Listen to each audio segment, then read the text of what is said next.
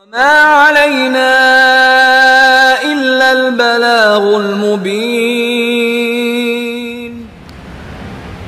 Mga magulang, mga kaibigan, mga kapatid sa pananampalatayang Islam, tandaan natin na si Allah subhanahu wa ta'ala, nilikha niya ang mundo na ito bilang palamuti. Ang buhay dito sa mundo, ang mga bagay, mga ilang mga makamundong bagay, yung mga nilikha ni Allah subhanahu wa ta'ala, ay ginawa niyang palamuti ng ating pamumuhay, ng ating buhay. Ang ating kayamanan, salapi, magagarang na mga kayamanan, ang ating mga anak, ang ating mga asawa. Subalit, sinabi ng mahal na propeta sallallahu alaihi wasallam na isa sa pinakamainam o ang pinakamainam na kayamanan, treasure o palamuti ng mundo ay ang pagkakaroon ng imra'atun salihah, mabuti, relihiyosang babae. At ito yung tatalakayin natin, sifatul mar'a al-muslimah, mga katangian na tinataglay ng isang mabuti, relihiyosang babae. Bilang paalala sa ating mga kababaihan, mga sisters, sa ating mga asawa, ano ba yung dapat na mga katangiang hinimo rito ang mga kababaihan na kanilang taglayin bilang mga babae sa Islam o di kaya bilang kanilang mga asawa ng kanilang mga asawa. Sinabi ng Rasulullah, sinabi ni Allah subhanahu wa ta'ala, sinabi ng Rasulullah sallallahu alaihi wasallam sa isang hadith, ad-dunya mata' wa khairu mata'id dunya al-mar'atu salihah. Ang dunya, ika ng Rasulullah, ay palamutin. Palamutin. Wa khairu mata'id dunya al-mar'atu salihah. Ang pinakamainam na kayamanan, palamuti ng mundo ay ang babaeng salihah. Mabuting babae, tinataglay niya ang magagandang katangian, relihiyosang babaeng muslima. Allahu Akbar. Pinakamainam na palamuti. Ano pa mang palamuti ng mundo, wala nang hihigit na ikaw ay magkaroon ng babae na imra'atun salihah. Wallahi alazim. Wala nang hihigit. Napakaswerte o napakabiyaya, mapagpala kung ikaw na lalaki o kung ikaw na ama ay nagkaroon ng imra'atun salihah, mabuting babae. Ano yung mga katangian na ito ng imra'atun salihah? Ang problema, subhanallah, bilang paalala sa ating mga sisters, o di kaya subhanallah, karamihan ngayon, bakit nagkakaroon ng divorce, hindi pagkakaunawaan ng mag-asawa? Dahil minsan yung babae, hindi niya tinataglay yung dapat taglayin o hindi niya ginagampanan yung mga karapatan. Ganun din sa lalaki. Pero ang paksa natin ngayon, yung imra'atun salihah, mga katangian ng babaeng salihah. Una, sabi ng ating mga ulama, an takuna sahibata din wa sum'atin hasana wa an taltazima bi kitabillahi ta'ala wa sunnati nabi sallallahu alaihi wasallam. Ibig sabihin, ang babaeng imra'atun salihah ay relihiyosang babae.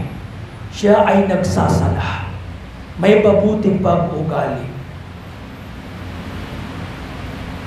pinanghawakan ng Quran at Sunnah. Relihiyos ang babae. Alam nyo ba, kapag tinatalakay ng ating mga ulama ang paraan ng pagdidisiplina, paghihimok, paghuhubog, pagpapalaki sa mga anak, ang unang-unang binabanggit ng ating mga ulama ay ikhtiyaru zawja as-salihah, ang pagpili ng babaeng aasawahin. Bakit nabanggit ito ng ating mga ulama? Na hindi pa nagkakaroon, umiiral yung mga anak, ay ang unang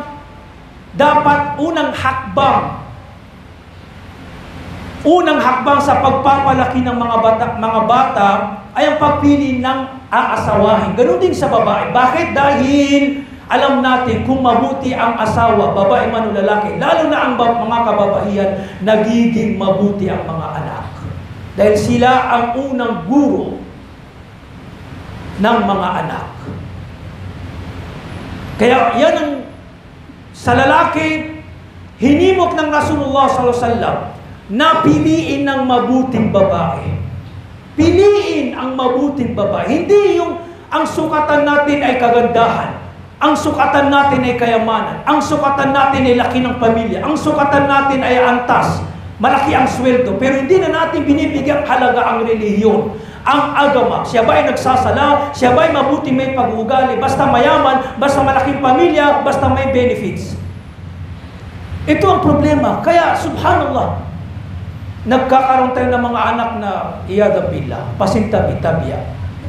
Anong sinabi ng Rasulullah sallallahu alaihi wasallam? Tungkahul mar'a li arba'. Sabi ng Rasulullah, ito ang kadalasan na tinitignan ng mga lalaki sa kababaihan na inaasawa. 4 na dahilan. Dahil sa kanyang kayamanan, may mga lalaki talaga. Tinitignan yung kayamanan. Walihasabiha, yung kanyang antas ng pamilya, yung kanyang laki ng pamilya, yung pamilya niya kung gaano kalaki. Walijamaliha, yung kagandahan niya. Pang-4, lidiniha. May mga lalaki talaga na ang tinitignan unang priority ay ang agama, ang relihiyong Islam. Anong panguli sinabi ng Rasulullah? Fadfar bidati din taribat yadak. Itong tatlong dahilan o 4 na dahilan, no, na tinitignan ng mga kalalakihan na inaasawa sa mga babae, dahilan, piliin mo, i-priority mo ang kanyang agama. Kung tinataglay niya itong lahat, alhamdulillah. Pero kung pipili ka, marahil yung babaeng napupusuan mo, o kaya in-offer sa iyo, nasa kanya yung agama pero walang kayamanan, hindi malaki ang pamilya, i-priority mo, sabi ng Rasulullah sallallahu alaihi wasallam, ang kanyang agama, ang kanyang pagiging relihiyosa, may mabuting pag-ugali. Fadfar bidati din taribat yadak. Magiging matagumpay ang iyong pamumuhay. At ito ay nasasaksihan natin. Kapag ang lalaki meron siyang mabuting asawa, subhanallah, nagiging mabuti ang kanyang buhay sa loob ng bahay o sa labas. Na imra'atun salihah. Sinabi ni Ibn Baz rahimahullah, nang siya itanungin, ya Sheikh, ya Imam, paano ko malalaman na ang babae ay imra'atun salihah? Sabi ni Ibn Baz, az-zawjatu salihah hiya al-muqima li amri la ila akhir ma qala. Ang babaeng salihah, yung ginagampanan niya yung kautusan ni Allah, siya ay nagsasalah. Ba'idatun 'anit tabarruj fi khurujiha ila al-aswaq. Ibig sabihin yung babae, kapag siya ay lumalabas ng bahay, inaalagaan niya yung dangal, reputasyon siya ay naghihijab. Ito yung imra'atun salihah. Ikumpara natin yung mga kababaihan ngayon. Matulad mo na imra'atun salihah, nagsasala, may mabuting pag-ugali, lalo na itong hijab, yung pagtakip niya sa kanyang aura. Yung pagtakip niya sa kanyang aura, mahinhing, mahiyahin, may mabuting pag-ugali. Ito yung imra'atun salihah na sinabi ni Sheikh Bin Baz, na nabanggit sa hadith ng Rasulullah sallallahu alaihi wasallam. Yan ang unang katangian ng imra'atun salihah, na dapat ang mga kababaihan natin ay taglay. Nasa kanila ang ang agama, sinasabuhay nila lalong-lalo ng pagsasalaan. Tinataglay nila ang magagandang katangian. Kayong mga sisters, ikumpara nyo ang inyong mga sarili. Pangalawa, katangian ng imra'atun salihah. Ang tuti' awamira zawjiha wala ta'siha ma lam takun awamirahu fi ma'asyatillah. Dapat ang imra'atun salihah, sinusunod niya ang mga kautusan ng kanyang asawa. Basta kautusan hindi lumalabag sa relihiyong Islam. Ang babae, imra'atun salihah, pinapakinggan, sinusunod, nagpapakumbaba sa kanyang asawa. Ang mga asawang lalaki, sila ang commander ng tahanan, hindi ang mga babae. Kayong mga lalaki dapat ang nasusunod sa tahanan. Ar-rijalu qawwamuna 'alan nisa, sabi ni Allah. Ang mga lalaki ang dapat tagapangasiwa na sinusunod ng mga kababaihan. Hindi ang mga babae ang dapat maging commander. Ang mga lalaki ang dapat nasusunod sa kanilang mga tahanan. Subalit kung may mga dapat bigyan ng desisyon, minsan dapat mong pakinggan ang iyong asawa, lalo na sa mga kalagayan na natatangi o naugnay sa kanila. Pero sa huli, ang desisyon ng lalaki ang dapat nasusunod. Huwag nating baliktarin itong ayah na binanggit ni Allah subhanahu wa ta'ala. Ar-rijal qawwamun 'alan nisa. So ang babae dapat sinusunod niya ang kanyang asawang lalaki. Kapag inutos sa kanya, magsala ka, wajib na kasi magsala. Takpan mo ang iyong aura, wajib na kanyang takpan ng aura. Basta sa pagsunod sa relihiyong Islam kay Allah subhanahu wa ta'ala, sa pagsunod sa sunna ng Rasulullah, dapat niyang sundin. Kapag hindi niya sinusunod, nagkakasala siya ng malaking kasalanan. Sa laki ng karapatan ng mga asawang lalaki, paano inilarawan ng Rasulullah sallallahu alaihi wasallam? Paano inilarawan? Law kuntu amiran ahadan an yasjuda li ahadin la amartu al-mar'a an tasjuda li zawjiha. Kung ako lamang ay may utusang isang nilalang na siya ay magsujud sa isang nilang na katulad niya, ay uutusan ko na ang mga kababaihan o ang babae na magsujud, magpatira pa sa kanyang asawa. Subhanallah. Bagamat ang pagsusujud sa mga nilalang ay bawal, subalit ito ay paghalimbawa lamang ng Rasulullah SAW sa laki ng karapatan ng mga kalalakihan na sinabi ng Rasulullah. Kung meron lamang magsusujud na isang nilalang sa katulang nilalang, ay ang babae ay dapat magsujud sa kanyang asawang lalaki. Ganyan binigyang diin ang karapatan ng lalaki sa kanyang asawang babae. Subhanallah. Nasa panahon natin ngayon, subhanallah, karamihan sa mga babae, mga asawang babae, o di kaya mga anak na babae, suwail sa kanilang mga asawa.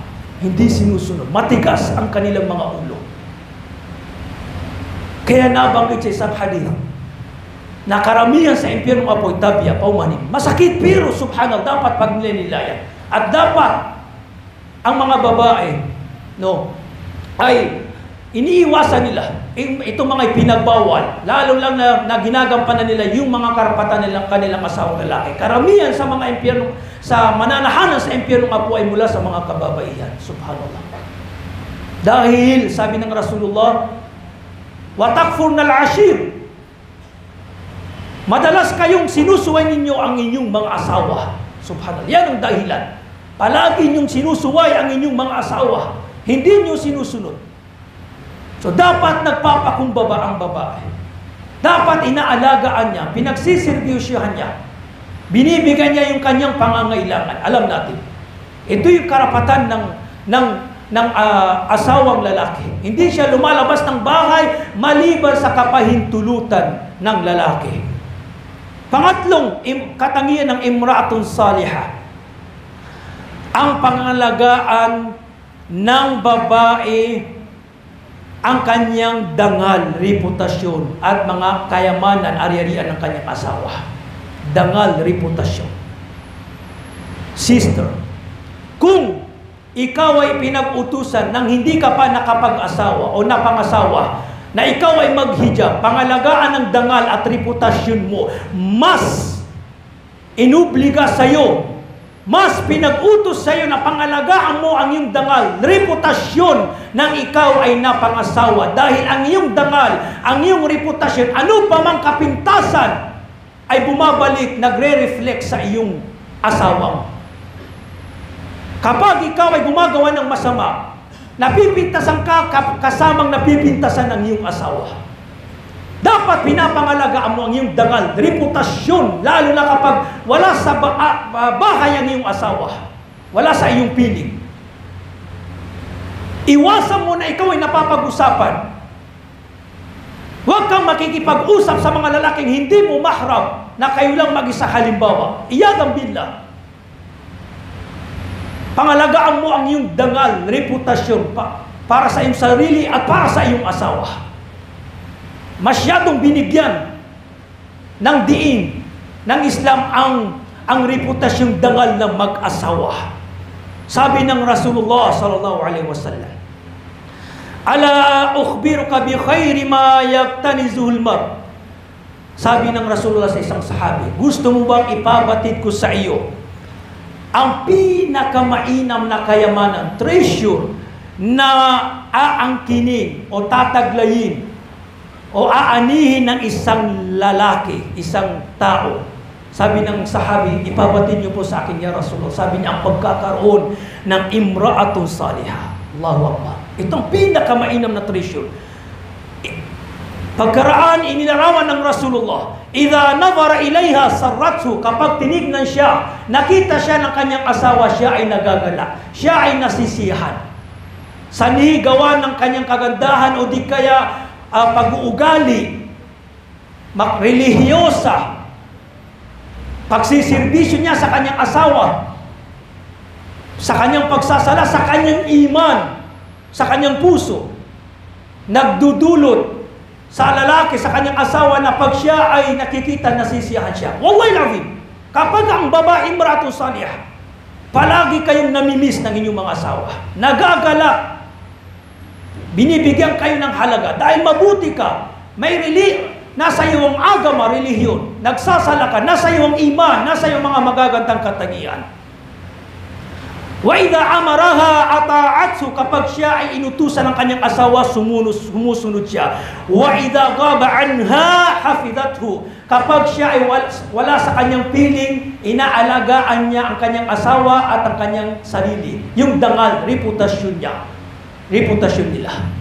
Ganyan ang imra'atun salihah na inilarawan ng Rasulullah sallallahu alaihi wasallam. Pang-apat, dapat ang babae ay mapagmahal, maalaga, malambing, maawain, mapagtimpi. Dapat ito ang katangian ng imra'atun salihah. Mapagmahal, maalaga, malambing, mapagmahal siya sa kanyang asawa. Yung pagpapaganda mo sa iyong asawa sa loob ng bahay, ito ay mabuting gawain. Ibadah, itinuturing na ibadah, mabuting gawain, na ikaw ay ginagantimpalaan ni Allah. Kapag ang iyong intensyon ay akitin, magpaganda, lambingin ng iyong asawa. Ito ay dapat pinapag-usapan na makatotohanan. Katuruan sa relihiyong Islam, ang babae, asawang babae, dapat nagpapaganda sa kanyang asawang lalaki sa loob ng bahay, hindi sa labas. Ang problema sa mga kababaihan, kapag hindi pa napapangasawa, hindi nagpapaganda. Subalit kapag siya ay napakasalan, napangasawa, hindi na siya nagpapaganda. Samantalang ito ang dapat. Siya ay pagkiintingan niya ang pagpapaganda sa kanyang asawa, sa loob ng bahay. Ito ay ibadah, mabuting gawain. Kaya subhanallah, maraming mga kalalakihan na minsan makikita mo ayaw na mag-asawa ng higit sa isa dahil sa kanilang katayuan, halos mahanap niya ang kanyang hinahanap sa kanyang asawang babae kapag siya'y umuwi. Subalit, minsan, halimbawa ang babae, pag uwi mo, pagod ka na, may problema pa, hindi kayang ipinta ang kanyang mukha, ni hindi kayang maligo, ni hindi kayang mag-ayos, ni hindi kayang magpaganda, ni hindi kayang ayusin ang bahay. Ano? Ito ang nagdudulot ng problema minsan. Hindi naglilinis sa kanyang sarili. Subhanallah. Dapat malambing, mapagmahal ang asawang babae. Ito yung katangian ng imra'atun salihah. Ikalima. Dapat siya ay mabuting huwaran sa kanyang mga anak, sa kanyang asawa, lalo na sa kanyang mga anak. Mabuting huwaran. Ang imra'atun salihah. Dapat mabuti siyang huwaran. Ang problema, dapat ikaw, na babae, ang unang magsasakatuparan sa mga obligasyon upang tularan ka ng iyong mga anak. Kapag hindi mo sinasabuhay yung ipinag-uutos at ikaw mismo ang gumagawa sa mga bagay na iyong ipinagbabawal sa iyong mga anak, yung mga haram, paano ka susundin ng iyong mga anak? Kung halimbawa yung mga babae, sila mismo ang hindi naghihijab, sila mismo ang kapag lumalabas sa tahanan ay hindi nagtatakip ng aura. Allahu Akbar. Paano makakapaghijab yung mga anak? Ikaw mismo ang gumagawa ng haram.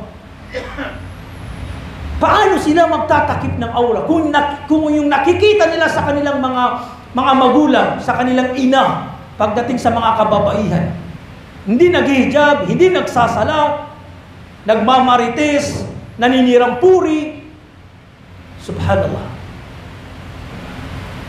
namimintas. Yung mga anak natin, kung ano yung narinig, nakikita, tama sa kanila.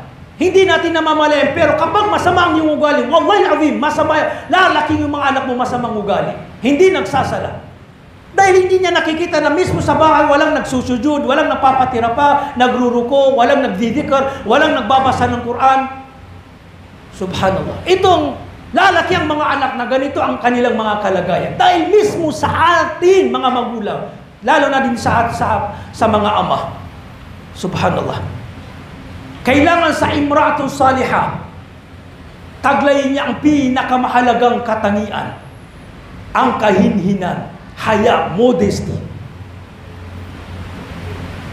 Babaeng may asawa o babaeng walang asawa, yung haya, yung hiya, modesty, kahinhinan, dapat yung babae mainhin. Nasa kanya ang modesty. Huwag niyang iiwanan, huwag niyang tatalikuran itong katangian na ito. Kapag nawala ito sa mga babae, wallahi azim, para silang mga hayop, para silang mga kafir. Kayong mga babae, itinaas ng relihiyong Islam ang inyong antas. Binigyan kayo ng karangalan. At ang inyong karangalan ay nasa pagsasabuhay ng Islam, nasa paghihijab, nasa kahinhinan, haya, modesty, sa pagsasabuhay ng Islam, sa pagiging proud, sa pagiging mga Muslima ng relihiyong Islam, sa pagkakaroon ng modesty, haya, ay nakakamtan nyo ang karangalan. Subalit, kapag iniiwanan nyo itong mga nabanggit natin, hindi nyo pinagmamalaki ang inyong pagiging Muslima, hindi kayo naghihijab, wala kayong, nawawala yung haya, gumagawa kayo ng mga gawain sa social media lang, maging sa social media o sa labas, ay inaalis sa inyo ni Allah subhanahu wa ta'ala ang inyong karangalan. Tignan natin sa panahon ngayon, yung mga kababaihan nagtitiktok, nagsasayaw sa social media, tinutularan ng mga kufar, wallahi al-azim, wala silang karangalan, wala silang kahihiyan. Ang natutuwa lamang sa gumagawa nito, ang natutuwa lamang sa gumagawa nito ay katulad nilang mararumi, katulad nilang masasamang tao at ang mga kuffar. Nawala sa inyo ang karangalan, nawala kayo ng kahihiyan dahil iniwanan nyo ang Islam. Ginaya nyo ang kaugalian ng mga kuffar. Iniwanan nyo Hindi nyo pinanghawakan ang karangalan na ipinagkaloob sa inyo ng relihiyong Islam. Ang karangalan ninyo sa ayang pagsasabuhay ng Islam, ang pagmamalaki nyo sa Islam, ang paghihijab, ang pagkakaroon ng hayakaininan. Kapag nawala sa inyo ito, subhanallah, para kayong mga hayo, para kayong mga kufar. Ito yung sinabi ng Rasulullah. Idha lam tastayfas na ma'asyi'ata. Kapag wala kang kahihiyan, wala kang haya, gawin mo ang gusto mong gawin.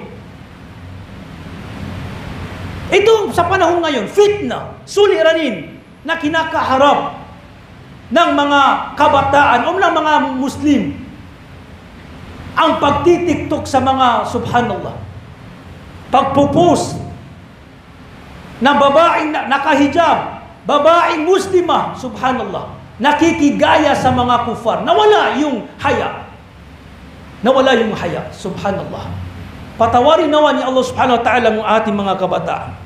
Pang-anim na katangian ng isang imra'atun salihah, dapat inaalagaan niya ang mga sikreto, lihim ng kanyang asawa. Dapat sa asawang babae, hindi niya pinagkukwento yung mga lihim ng kanyang asawa sa ibang tao. Yung anumang nangyayari o kapintasan ng kanyang lalaki, ng kanyang asawa, dapat inaalagaan niya yung reputasyon, dangal. Isa to sa malaking kasalanan, yung isinisiwalat yung lihim ng mag-asawa sa ibang tao. Dahil dapat pinoproteksyonan ninyo bawat isa ang inyong dangal, ang inyong reputasyong mag-asawa. Dapat hindi mo pinipintasan sa iba ang iyong asawa. Pangwalo, at itong panghuli, kailangan yung imra'atun salihah, alam niya kung paano niya pakikitunguhan ang mga sulirin, ang mga problema na kanilang inaharap ng kanyang mag-asawa. Ito yung mga katangian ng imra'atun salihah. Kayong mga kababaihan, mga sisters, tignan nyo, napakadali, ginawang magaan, madali sa inyo ni Allah subhanahu wa ta'ala ang pagpasok sa paraiso. Hindi sa inyo ginawang mahirap. Hindi sa inyo ginawang mahirap. Pinagaan lamang. Kahit sa ilang kalagayan. Hindi sa inyo inubliga ang pagsasala sa masjid. Pinagaan sa inyo yung mga ilang kaparaanan ng pagsamba. Dahil binigyan diin ang inyong kalikasan, ang inyong nature. Anong sinabi ng Rasulullah sallallahu alaihi wasallam? Idza sallatil mar'a khamsaha wa samat syahraha wa hafidat farjaha wa ata'at zawjaha qila laha udkhulil janna min ay abwabil jannati syi'ti. Kapag sinalahan ng babae ang 5 beses na pagsasala, 4 na katangian na kapag tinaglay ng babae, makakamtan niya ang paraiso ni Allah subhanahu wa ta'ala. Hindi lang yung papipiliin siya ni Allah sa alinmang pintuan ng mga paraiso ang kanyang naisip. Kapag ginampanan, ginawa niya, tinaglay niya itong katangian na ito. Pag sinalahan niya ang 5 beses na pagsasala, nag-ayuno sa buwan ng Ramadan, inalagaan niya ang masilang parte ng kanyang katawan, dangal, reputasyon, wa ata'at zawjaha, sinunod niya ang kautusan ng kanyang asawa sa kabutihan. Kilala, kapag siya ay pumanaw, sasabihin sa kanya, ikaw na babae, pumasok sa alinman sa pintuan ng paraiso ang iyong ninanais. Papipiliin ka ni Allah. Allahu Akbar. Ganito kalaki karangalan ang ipagkakaloob ni Allah subhanahu wa ta'ala sa babaeng imra'atun salihah. Naway ipagkaloob nawa sa atin ni Allah subhanahu wa ta'ala na magkaroon tayo ng mga kababaihan na imra'atun salihah. Patawarin at gabayan ni Allah subhanahu wa ta'ala ang ating mga kababaihan. Pangalagaan nawa ni Allah subhanahu wa ta'ala ang ating mga kababaihan, mga kabataan. Maging matuwid nawa sila. Gampanan nila ang kanilang mga pagiging kabataan, pagiging muslima, pagiging muslim. Barakallahu li wa lakum fil Qur'anil Karim wa nafa'ani bima fihi minal ayati wa dhikril hakim. Aqulu ma tasma'un wa astaghfirullah li wa lakum wa lisanil muslimin min kulli dhanbin fastaghfiru innahu huwal ghafurur rahim. Bismillahirrahmanirrahim. Alhamdulillahi rabbil alamin wassalatu wassalamu ala Rasulillah amma ba'd. Magbabagit ako ng isang maiksing kwento na may kinalaman sa ating natalakay. Kwento ng Rasulullah sallallahu alaihi wasallam at ng kanyang asawang si Khadijah. Ang kwentong ito, dito natin makikita yung imra'atul salihah, pinakamahalaga na katangian din ng imra'atul salihah. Yung babaeng dadamayan ang kanyang asawa sa hirap at ginhawa. Lalo na sa panahon ng kagipitan, problema, suliranin. Dapat ang lalaki, ang una niyang masasandalan ang kanyang asawa. Si Khadijah radhiyallahu anha, subhanallah, kung ating pag-aaralan ang kanyang talabuhan, kung paano niya sinuportahan ng Rasulullah sa unang pagpapalaganap ng relihiyong na kung saan walang sumusuporta sa Rasulullah. Ang unang naging sandalan, sumuporta sa Rasulullah ay ang kanyang asawa si Khadijah. Nang papalapit na ang pagiging propeta ni Muhammad, nang siya ay naging 40 na edad, na siya ay namamalagi sa yugib ng hirap, bumaba sa kanya si Jibril at ibinaba ang unang verse na tumutukoy sa pagiging propeta ng propeta Rasulullah sallallahu alaihi wasallam. Agad siyang umuwi. Natatakot, nangangamba. Unang beses niya, nakita si Jibril. Nangangamba siya sa kanyang sarili. Umuwi siya kay Khadijah na kanyang asawa. Kumakabog ang kanyang dibdib. Natatakot. Zammiluni, zammiluni. Sabi niya kay Khadijah, balutin mo ako, balutin mo ako. At binalutan ni Khadijah. Sabi ni Khadijah, kanyang isinasalaysay. Sabi sa akin ng Rasulullah, ako ay natatakot sa aking sarili.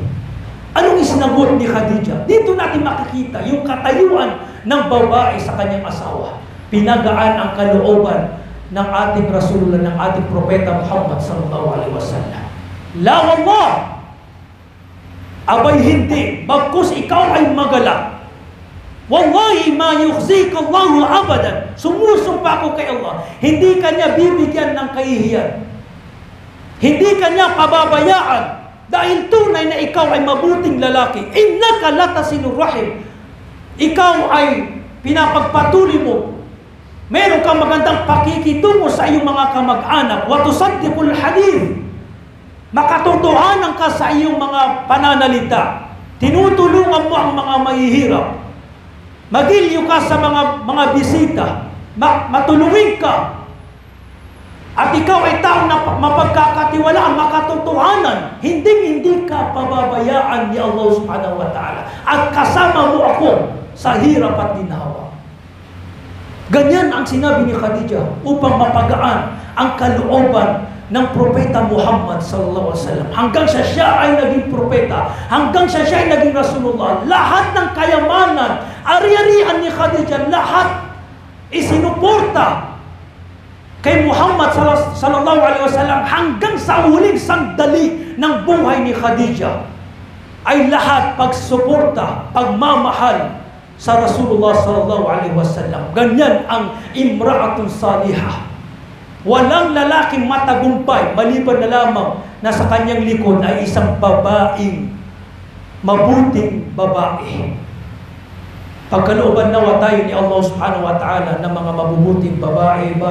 Ibadallah, inna Allah amarakum bi amrin kad bada'a fi bi nafsi faqala azza min qala inna Allah wa malaikatahu yusalluna 'alan nabi ya ayyuhalladhina amanu sallu 'alaihi wa sallimu taslima.